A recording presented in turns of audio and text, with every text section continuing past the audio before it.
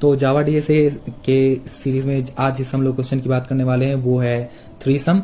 तो इसमें हमें एक एरे गिवन होगा जिसमें कुछ एलिमेंट्स होंगे लाइक -4, -1, 0, 1 एंड 2, और इसमें हमें वो ट्रिपलेट्स निकालने हैं जिनका कि सम हमें किसी गिवन टारगेट पर लेके जाए। लाइक अगर हम लोग इस केस में 0 को टारगेट मानते हैं तो इस केस में हमें उन ट्रिपलेट्स को निकालना है इस एरे में से जिसका सम 0 के इक्वल हो। तो अगर हम लोग यहाँ से देखें तो -1, 0 एंड 1 अगर हम लोग इसका सम करते हैं तो ये हमें 0 देता है। तो कुछ इस तरीके का हमारे पास कुछ ऐसा लॉजिक निकालना है जिससे कि हमें ये चीज़ अचीव हो पाए। ठीक है, तो इसके लिए ज़्यादा कुछ करना नहीं है, हम एक मेथड बना रहे होंगे और उस मेथड के अंदर हम लोग सबसे पहली चीज करेंगे, इस एरे को करेंगे शॉर्ट।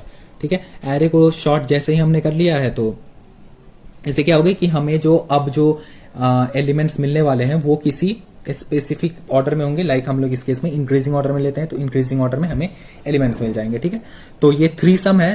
तो इसके लिए सबसे पहले होगा कि हम लोग सबसे पहले इसमें एक फॉर लूप लगा रहे होंगे जो कि 0 से लेके इस एरे के लेंथ तक जाएगा।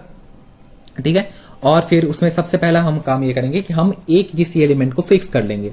लाइक हमने एक एलिमेंट को फिक्स कर लिया जो कि इस केस में हम लोग लेते हैं कि हम लोग जो कि एरे के ith एलिमेंट पर होगा, और इस केस में i कहाँ से स्टार्ट हो रहा है, 0 से स्टार्ट हो रहा है, मतलब इस एलिमेंट को हमने यहाँ पे फिक्स कर दिया है।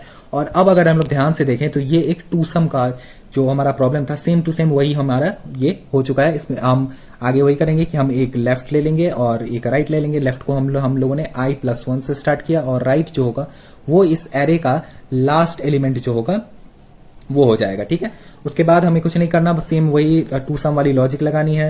एक वाइल लूप चलाना है जब तक कि लेफ्ट राइट से छोटा ना हो जाए और तब तक ये लूप चलता रहेगा। और इस केस में वही हम लोग सम ले लेंगे, निकाल लेंगे। सम जो होगा वो हो जाएगा ये फिक्स्ड जो हमने आगे फिक्स्ड करके रखा हुआ फिक्स प्लस यहाँ पे होगा जो भी लेफ्ट वाले इंडेक्स पे होगा वो, और जो भी राइट वाले इंडेक्स पर होगा वो, इसका सम निकाल लेंगे। और चेक कर लेंगे कि अगर सम का वैल्यू उस टारगेट से बड़ा है तो उस केस में हम लोग क्या करेंगे कि राइट को माइनस करेंगे। क्यों?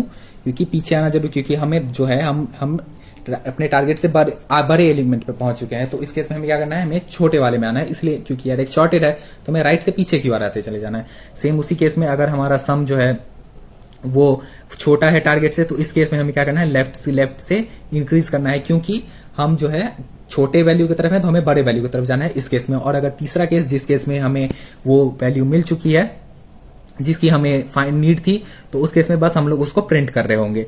तो प्रिंट करने के लिए हमें क्या करना पड़ेगा कि हम यहाँ पर वो उन एलिमेंट्स को प्रिंट करेंगे जिनका कि सम हमें टारगेट पे लेके गया। तो हम लोग प्रिंट कर रहे होंगे कि वो हमारा फिक्स्ड प्लस जो भी हमारा लेफ्ट में जो भी एलिमेंट है और जो भी हमारा राइट में एलिमेंट है हम इसको प्रिंट कर रहे होंगे। ठीक है, और लूप की कंडीशन को बढ़ाते रहने के लिए लेफ्ट प्लस प्लस और भी राइट प्लस प्लस ये हमें कर देना है। ठीक है, और साथ में हमें डुप्लीकेट्स नहीं चाहिए होंगे तो इसके लिए हम लोग एक वाइल लूप लगाएंगे कि जब तक कि लेफ्ट अगर सबसे पहली कंडीशन की 0 से बड़ा हो और नम्स के लेफ्ट पे जो भी है अगर वो इक्वल हो जाए नम्स के लेफ्ट -1 पे। ठीक है, मतलब इस केस में क्या होगा कि ये डुप्लीकेट्स को रिमूव कर रहा होगा। तो हमें क्या करना है, कंटिन्यू। आई होप आपको कंटिन्यू का मतलब समझ में आता हो। ब्रेक और कंटिन्यू स्टेटमेंट्स होती है तो आई होप कि आपको पता हो वो चीज़।